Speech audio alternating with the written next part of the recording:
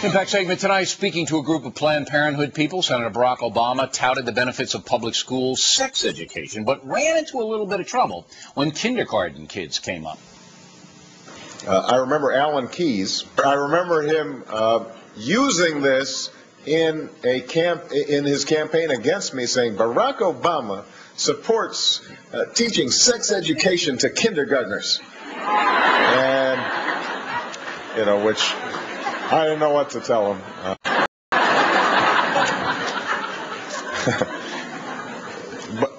But it's the right thing to do.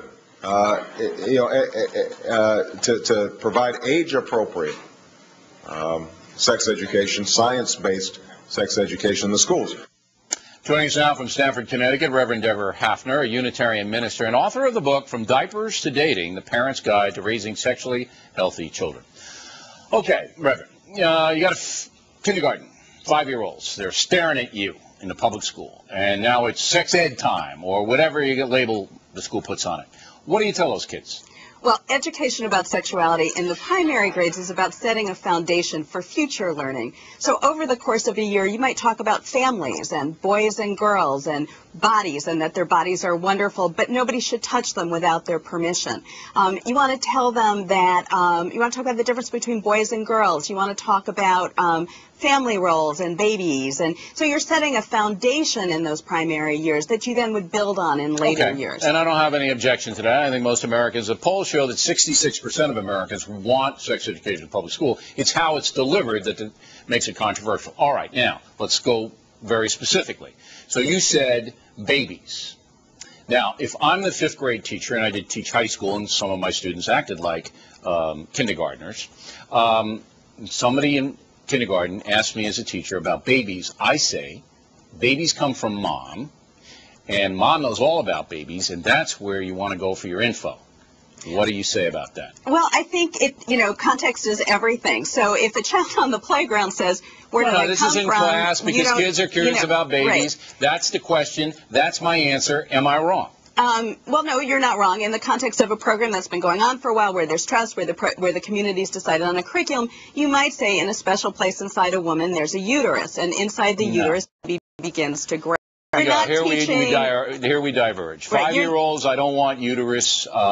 Need to know that. They're not qualified to know it. It's not a scary word. That's a scary word? No, it's beyond their capacity. No, it's a 3-syllable word. It's beyond their capacity to understand. A uterus? Inside? The inners. Yeah, they don't need. No, they know about their heart. They know about their stomach.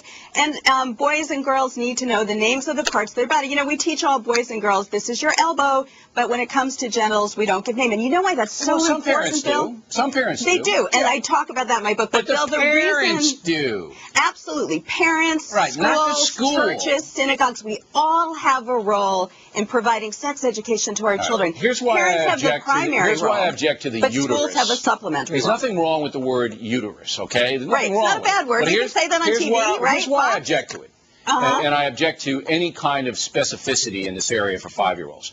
You're blasting them out of their childhood. You're giving them information. Come on, Bill. We're not talking about techniques. We're talking about. So, you're blasting them into an area. Do you know what happens where they can't process the area? Oh no. Well, age-appropriate information is so important, and doing it in a caring way with trained teachers. And parents need to do stuff in the homes. Schools and churches need to do information, and the schools have a role if the community chooses. I'm with you in setting the foundation. I am not with you in using sophisticated biological terms for 5-year-olds. Sorry. So, you know, it's so interesting to be doing this tonight, the day after the clergy abuse scandal was settled in Los Angeles. What those children needed was the words to tell their stories early. They needed to know that their bodies belong to them and that nobody stronger, bigger, older than them, with more power, should be able to touch their bodies. We need to equip our children to prevent it. Teenagers or early teens, but I agree with you. It's good touch, bad touch. But good touch, bad touch now can be done in a way that isn't. You don't mention words, right? But it's still an element of fear injected into the childhood. Now, you have to do it. No, we don't want to inject fear. We want to say your body is wonderful.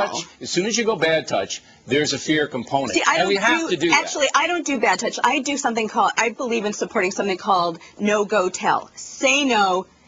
get away as soon as you can, and then tell a trusted adult who will believe it's you. Still introducing fear, but again, we have to. But we want to say to them, we do not have to go further than that in the exposition of how babies are made. Well, see, I think we need to say to children, boys need to know they have a penis, girls need to know they have a vulva. We need to introduce terms. So just the way we do about other parts of the body, I want to make sex something we can all talk about with our children, and yes, when we're grown up like you and I are, with our partners. You need to see how much information these little children can absorb. Absolutely. They're not going to be able to absorb, Reverend, a biology class. No, obviously not a biology class, but the names of the parts of their body, how babies begin. My church teaches sex education, and we do all of this, Bill. So come on, I'll invite you to a class. Come down and be with me.